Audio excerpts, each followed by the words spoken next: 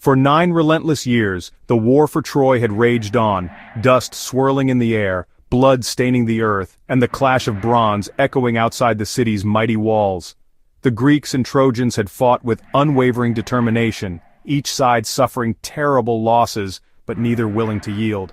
The once proud Greek army, who had arrived with dreams of swift victory, now found themselves locked in a brutal stalemate, their hopes slowly eroding with every passing season. Exhaustion and fear crept into the hearts of the Greeks. Once confident in their strength and unity, they now faced disaster on every front. The endless siege had drained their spirits, and the shadow of defeat loomed ever closer. Their greatest warrior Achilles sat apart from his comrades, refusing to fight.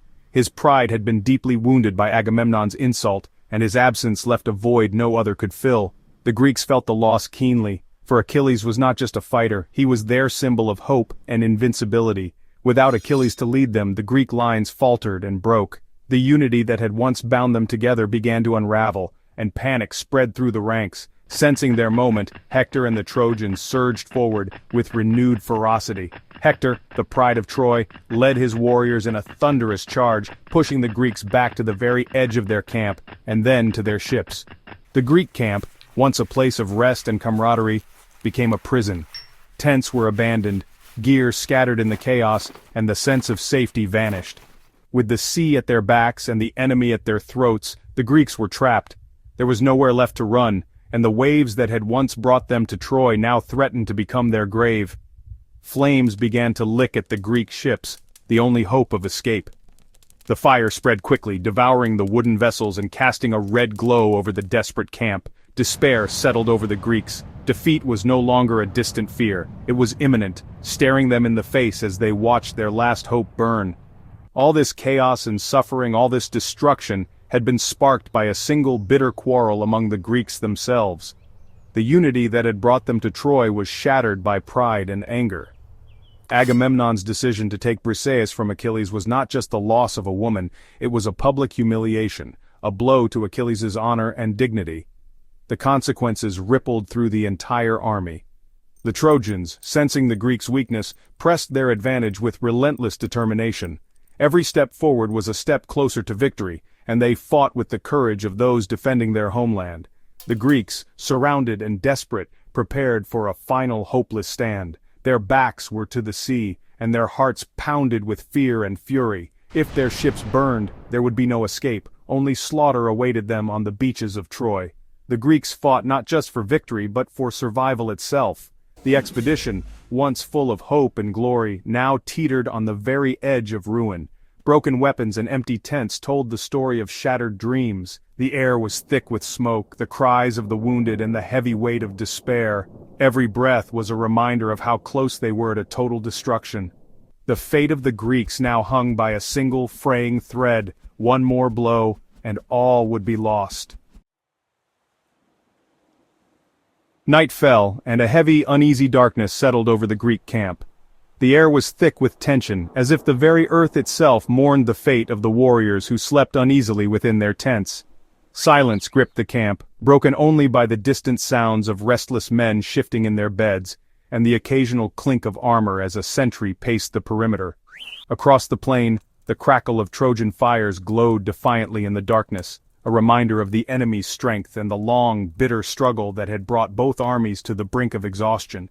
In his tent, Agamemnon, once the proud and unyielding king, sat alone, his spirit battered by loss and humiliation. He was haunted by visions of defeat, the faces of fallen friends, and the weight of responsibility for so many lives. Unable to bear the burden alone, he summoned his chieftains to council. His voice, usually commanding, now trembled with hopelessness and fatigue. "Zeus has deceived us," he declared, his words heavy with sorrow. "We have given everything, yet the gods have turned against us. We must flee. Better to escape with our lives than perish here, far from home and family." The proposal stunned the leaders. After 9 long years of hardship, sacrifice, and bloodshed, could they truly abandon their quest and return home in shame? Silence filled the tent, thick and suffocating. The weight of disgrace pressed on every man, each struggling with the thought of facing their loved ones as failures. The heroes who had once faced death without fear now stared at the ground, unable to meet each other's eyes, their pride shattered by the king's despair. Agamemnon's hopelessness threatened to poison the last of their courage. spreading doubt and fear through the ranks of his most trusted men. For a moment, it seemed as if the great Greek army, forged in the fires of war and united by a common cause, would abandon Troy and the dreams that had driven them across the sea. The shadow of defeat loomed over them all, threatening to extinguish the last flicker of hope in their hearts.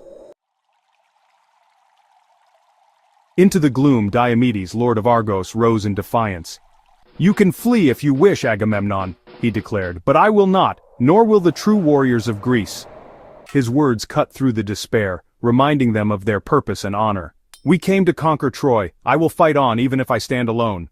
The chieftain stirred, courage rekindled by Diomedes's fire. He had called out the king's cowardice, but more. He reminded them they were heroes, not cowards. Murmurs of approval spread. The mood shifted. Diomedes's defiance was not rebellion, but leadership. The army's spirit revived. They would not run. Heroes face impossible odds. They do not flee. The council's resolve returned. Diomedes had saved them from disgrace. The Greeks would stand and fight. When the cheers faded, Nestor, the wise old king, spoke. He praised Diomedes's courage, then turned to Agamemnon with gentle firmness. "Courage alone is not enough. We suffer because Achilles, our greatest warrior, sits in anger." Nestor urged Agamemnon to make amends. "Go to Achilles with humility, offer gifts, heal his wounded honor." Only Achilles could turn the tide. "Without him, we are lost. The fate of the army rests on this." Nestor's counsel was clear. Pride must yield to necessity. All eyes turned to Agamemnon, awaiting his response. The old king's wisdom was undeniable. The path forward was set. Reconciliation or ruin. The Greeks needed Achilles. The moment demanded humility, not pride. The council waited, breathless. Would Agamemnon listen? The fate of the Greeks depended on his answer. Agamemnon, chastened, admitted his folly. "I was blinded by pride. I wronged Achilles and will make amends." He offered Briseis back, swearing he had not touched her. The gifts were lavish gold, cauldrons, horses, women, and more. "If we take Troy, Achilles may claim treasures and women as he wishes." He promised even greater honors, marriage to one of his daughters, rule over 7 cities. All this, if he will return and save us. The chieftains listened in awe. No man had ever offered so much to heal a rift. Agamemnon's pride was set aside for the sake of the army. The offer was sincere, desperate, and complete. Now, it was up to Achilles. Would he accept and return to battle? Nestor chose Ajax, Odysseus, and Phoenix to deliver Agamemnon's offer. They found Achilles in his tent, singing to his lyre, Patroclus by his side, a calm amid chaos. Achilles welcomed them, setting aside his anger for hospitality. They feasted, but tension lingered. After the meal, Odysseus spoke. He described the Greeks' peril, the glory Achilles could win, and listed Agamemnon's gifts. The envoys hoped the treasure and pleas would move Achilles. The fate of the Greeks rested on his answer. Achilles listened, silent and unreadable. The moment was tense, the outcome uncertain. Would Achilles' heart be softened?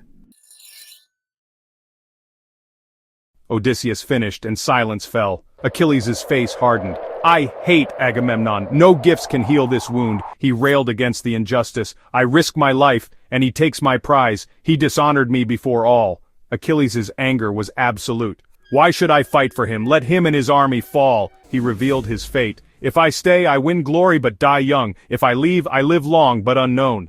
I choose home. I sail at dawn. Tell Agamemnon his gifts mean nothing." His rage was unyielding, his decision final. The envoys were stunned. Achilles valued his life and honor above all treasure. The Greeks' last hope was slipping away. Achilles would not fight. The shadow of defeat deepened. The embassy had failed. Phoenix, the wise and weathered mentor of Achilles, entered the tent with heavy steps, his heart burdened by the fate of the Greeks. With tears streaming down his face, he pleaded, "Do not let anger rule you, Achilles. Remember the lessons of mercy and compassion I taught you as a child. The world is shaped by those who can master their rage, not be mastered by it. Even the gods themselves, mighty as they are, can be swayed by prayers and offerings. Do not think yourself above their example. Let your heart be moved as theirs are by the suffering of your friends." Phoenix begged Achilles to accept the lavish gifts sent by Agamemnon, gold, treasures, and promises of honor. He urged him to set aside his pride, to think of the men who looked to him for hope and to save his friends from ruin. But Achilles, though his eyes glistened with emotion, stood firm. "My honor is with Zeus," he replied, his voice steady but cold. "No riches, no words can erase the insult Agamemnon has dealt me." "Do not ask me to forgive Agamemnon," Achilles continued, his jaw set in defiance. "He has taken what was mine, and shamed me before all." Yet, even in his anger, Achilles' loyalty to Phoenix remained. He urged his old mentor to stay by his side, to remain true to the bond they shared, rather than to the king who had wronged them both. Ajax, the mighty and blunt-hearted warrior, could not hide his frustration. "We waste our time here," he declared, his voice echoing in the tense silence of the tent. The other envoys, weary and disheartened, sat in silence. "Achilles has no pity for us," Ajax said, voicing the despair that gripped them all. Achilles' face hardened. "My heart swells with rage at the shame Agamemnon brought me," he said, his words heavy with pain. "Tell him my answer and let him know that I will not be moved by gold or promises. I will not fight until Hector himself threatens my own ships, until the fire of war reaches my very door. Only then will I return to the battle." The envoys saw that Achilles' resolve was iron, unbreakable by any plea or promise. They left his tent with heavy hearts, knowing they had failed. The treasures, gleaming in the torchlight, remained untouched. Friendship and riches could not sway the greatest of the Greeks. Only the threat of destruction at his own doorstep might move him. As the flames of war crept ever closer, the hope of the Greeks began to fade. The embassy's mission was lost, and the envoys returned to the camp in defeat, their shoulders heavy with the weight of failure.